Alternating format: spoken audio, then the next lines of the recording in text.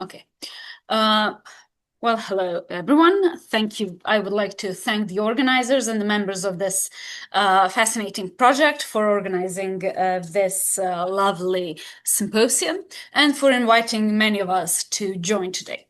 Today, we will be talking about Mithraic ethics. We will revisit the topic of Mithraic ethics, which is very important, I would say, element of our knowledge on Mithraism, on Roman Mithraism more specifically, but a topic that is very limited when it comes to any evidence that we might have. So the first thing you might want to know about, when we talk about Mithraic ethics is the state of the question. Well, many authors, many scholars writing in general about Mithraism since, let's say, the mid 20th century have written about some elements concerning or that could be interpreted as something contributing to the discussion on Mithraic ethics. However, if you asked me, what do you need to read to gain the best knowledge on this topic, or what is the literature that you need to know about, I would definitely say that it is this monograph from 2008. Actually, I think it was published in English in 2008, and it was published in Spanish before, but I'm not quite sure. That has a small chapter dedicated to Mithraism, that is, to the moral demands or moral standards of Mithraism. And this chapter summarizes everything that we can say for sure about Mithraism and Mithraic, let's say, moral values, ethical demands. Apart from that, it is very concise, very no-nonsense, and very exact in this regard. Apart from that, I would recommend a very large article on cosmic order, nature, and personal well-being in the Roman cult of Mithras from 2017 by Professor Richard Lindsay Gordon, and many other works by the same author who published extensively from the mid 20th century on different aspects of Mithraism. However, this different topics that could be useful for us when talking about the ethics are especially, I would say, have been especially present since in the last 10 or 15 years in his work. So what is it that we will be doing today? Well, we will not be disputing with Alvar at all. We will just try to expand this list of examples a little bit and maybe have a yes nonsense approach to this topic. Also, maybe having a little bit of an emphasis on epigraphic monuments that would be in line with today's talk. And I will also interpret them under the influence of Professor Gordon's theory of Mithraism from 2017. So what are the sources that we are talking about? We have several, let's say, categories that we can put our sources in. For example, the first one and the most, let's say, obvious one would be the thematic continuity with Iranian and maybe even Indo-Iranian Mithras. I have purposely chosen the word thematic continuity because the views on the relationship between Iranian, especially Iranian traditions, and Roman Mithraism vary greatly. However, if we say thematic continuity, it is hard to dispute that there is some thematic continuity between the two. We know, and it is very, well, I think it's widely available and also known that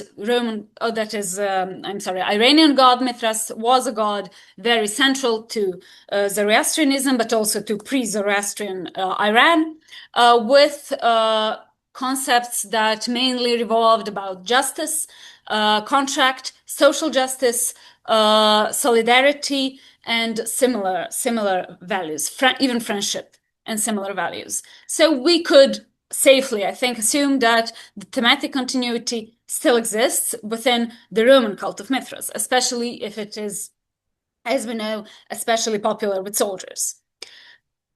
The next part, and that is mostly what I do in life, that is direct textual references to the cult of Mithras, but not only to the cult of Mithras, to specific ethical demands of Mithraism. And those are also known, and they're not hard to find, as in when you read a text, you will be explicitly, that is, you will know right on that it is about ethics of Mithraism. So which authors have these direct references?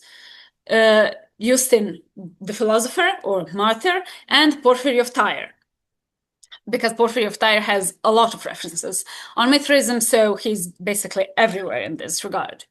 Let's go with Justin Martyr. I cannot say Justin, so please excuse me. I cannot say Justin for Justin philosopher. So in the dialogue with Trypho, Justin comments on many different pagan cults, and it includes and myths, including the cults and myths, let's say, including the cult of Mithras. What he does is called Imitatio Diabolica. That is, he is the first representative of this theory when it comes to Mithraism, and that is that it was through this diabolical imitation that certain, let's say, pagan cultists developed their own religions, their own customs, or certain myths and legends. When it comes to Mithraism, Justin claims that they mimic, they copy all of the words of prophets, and especially you see that he says Hippo Daniel in here, which is not a topic for today, but also Kaitahup Hesaiu in this regard. And he continues quoting the book of Hesaiah. Before he does that, he tells us that thanks to this diabolical machinations, they managed to make themselves also those who speak the words of dikaiopraxia. So this is, let's say, the first direct reference to any kind of, how do you say, ethical codex or ethical demand of Mithraism.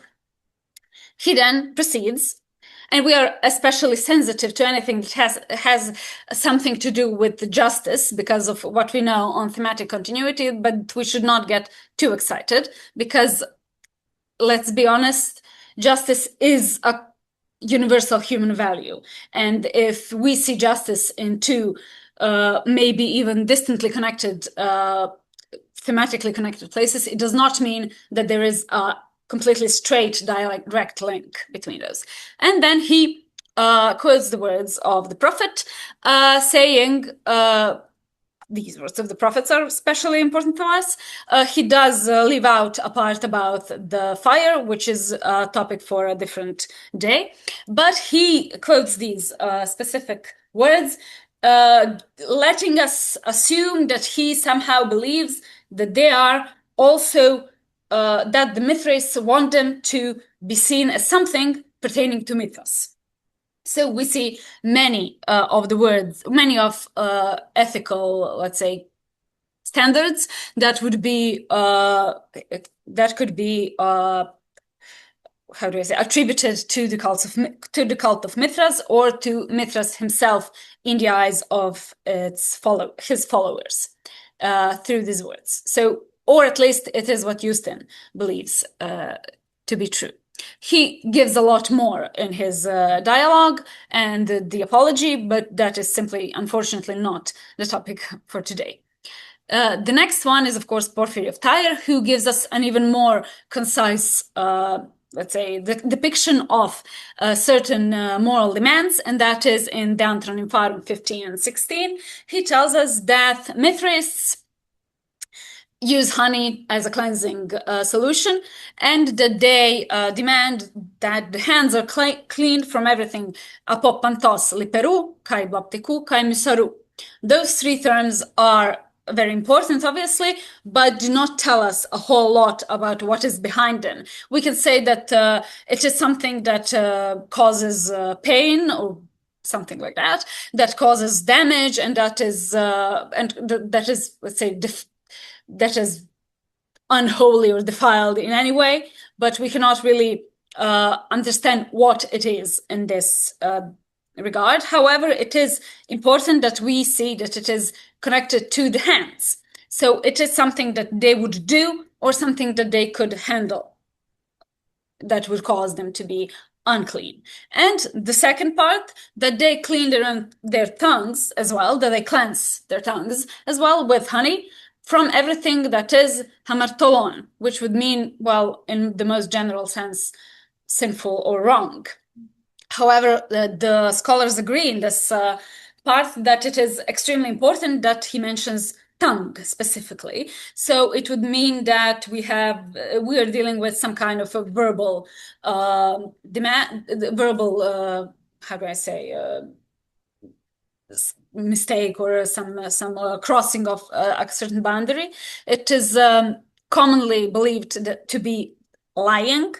However, it does not have to be only lying. You could say something that you're not allowed to say and still have an unclean tongue. So that is when it comes to the direct textual references. And as you see, they are very, very few. They're also thematically not far from what we would consider the thematic continuity from the Iranian times. However, they're not close either, because they still represent these universal values, which could be found in many different religions and many different cults. So we have some inscriptions and some graffiti, and I will show them to you now, but I'm sorry that there is just a few of them. So the first one is a small inscription from Tiana, and it is a dedication to Mithras, which, as you can see, is just Theo Dikaio Mithra. And this is the only inscription of this kind, and it is important that the god is here addressed as the just God. However, we should, again, not get too excited about this, because we should always be very, very careful and say that maybe it was a local development, because we do not have it in other inscriptions. And after the next 3 examples, I will tell you more about local developments. And we have 3 inscriptions from Dura Europos, where we see different initiations, that is the members of the cult, with certain epithets that we sometimes understand and sometimes do not, but are in all of these cases connected with some kind of morality. I must say, as a disclaimer first, that there are other attributes, epithets, that you can find in Mithraic inscriptions, but they're not moral. They're not. They have nothing to do with morality or ethics. For example, Sophos. That is obviously an epithet, but it's not. It has nothing to do with morality. So we see in the first one, the 58. All of these are screenshots from the CIMRM. And when it's referred to as report number this and that, it is the final report of excavations at Dura Europos from Rostovtsev in 1939. So, but you can find them in both publications. So we can see that we have these lions in the first sentence, which are habroi, which would mean splendid, let's say. We have another epithet connected to the Persians as the how do you say, the degree of initiation, not the Persians as peoples, as a nation, as a people, as a nation. We see a certain epithet that we do not know what it means, and we do not know what it means. The next one, we see a certain name, Camerios, who was a soldier of Mithras, and he is also splendid or immaculate. And in the last one, we see a person who is a stereotis, and this is also a degree of initiation that we do not know almost anything about, because it is very specific for Dura Europos. And we can see that he is agathos, and we also see the epithet Eusebius, and we see the word syndexius. Syndexius is actually a technical term in Mithraism that is actually the initiant. The member of the cult is syndexius. This word, syndexius, should describe someone who shook his hand with the father as the highest level of initiation. And we know this not only thanks to these inscriptions, but we know this thanks to Firmicus Maternus, who gives us 3 Mithraic formulae, one of them being containing the word syndexius, and he explains that it is a greeting to a new member. So we see that we see the words, the epithets agathos and Eusebius, and also the ones I mentioned before. And we can agree, I believe, that they are obviously pertaining to morality, but are not very specific and do not mean a whole lot when we discuss this topic. They mean that there were certain things that Mithraists considered to be good, and probably some other things that they considered to be bad, but that is true for every one of us. So it does not give us any more insight into this area of Mithraism. However, Professor Gordon has a theory that I quite like, that this underdetermination of epithets and also of Mithras as a god of, let's say, justice or solidarity, was actually one of Mithraism's greatest strengths in building community and spreading so vastly across the Roman world. So because of, as you know, one of the newest, let's say, questions is connected with how those different communities communicated. Well, in this case, you would have to see that having these universal values, whatever they may be, you have a significantly lower need to effectively communicate on a certain topic or on a certain very specific myth or on a very specific set of values, since they are underdetermined. Everyone can identify with wanting to be agathos or Eusebius when worshipping a god. Unfortunately, this is it when it comes to the inscriptions that have a certain epithet concerning ethics or morality. We have some indirect textual references. I love those, but I will not go on too long about that. Those indirect textual references, we could use an example from Tertullian. There are many other examples, and you can discuss that. You can just analyze and interpret each passage as you wish for a very, very long time. However, we will just use some examples. And again, of course, Porphyry of Tyre. So in this passage on the Corona Militis, Tertullian describes an initiation of a Mithraic soldier, probably an initiation into the rank of a Mithraic soldier, explaining in quite a lot of detail, I would say, how this specific soldier is expected to renounce the crown that they offer him, saying that Mithras is his crown, and that this is something that he would have as a sign of his faith and his belonging to the cult forever. This is not explicitly connected to morality of a soldier, but we can see that he is supposed to be very, let's say, dedicated to his faith. But in the context of the entire text, the Corona Militis, we see that Tertullian likes this, that he admires this virtue of the Mithraic soldier, however unwillingly, yes. Okay. And we have this very, very weird reference in the Abstinentia, where Porphyry tells us that an author named Pallas, whom he quotes all the time, wrote in his book dedicated to Mithras that the human sacrifices have been stopped everywhere, parapasi. This does not really, on the first glance, mean anything for Mithraic community or for their ethics or anything really. But the actual need to mention this in Pallas's book probably means that this was like an answer to some allegations of practicing human sacrifice or some abuses of unbelievers or whatnot that we will actually see.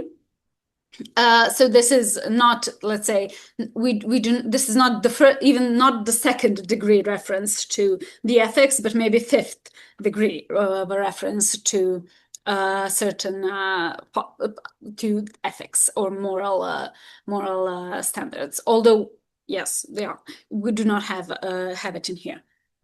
Anything that would refer explicitly to morality, and misleading accounts or remarks that are, there is plenty of those, and each of them is worth its own presentation, I would say. So I would just choose one of them. For example, even Porphyry of Tyre has a misleading remark where he leads us to believe that Mithraists had inclination towards vegetarianism, which is simply not true.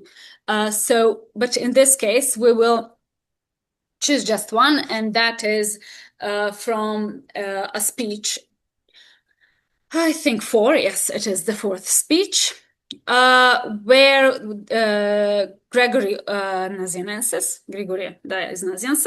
tells us about the torture that went on with the Saint Mark of Ephesus, describing those, let's say, things that happened to him as something that was somehow connected to the Mithraists, saying that they themselves suffered this kinds of treatments in their Mithraic rituals. This is, of course, not, again, explicitly connected to the Mithraic ethics, but is a very good, let's say, moment to show how we should be very careful when reading our sources. We should generally always be very careful with reading our sources, as all of you know. But when it comes to Christian sources, we should not be too suspicious, but not too trusting either. So we should find a middle ground every time, knowing explicitly what it is that the author wants to say.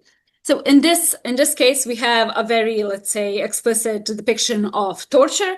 However, in knowing the other parts of this speech and some of the other references to Mithraism, we can agree, and I will, well, you do not have the evidence for that, but I can tell you that this is just, let's say, a type of genre in which they mention Mithraic mysteries, and that they do not actually always explicitly mean that the perpetrators were Mithraists. So in this way, we can be, let's say, well, maybe not completely sure that not a single Mithraist participated in this event, but we have no reason to believe that it was actually exclusively done by Mithraists, and that it in some way represents their attitude towards non-Mithraists.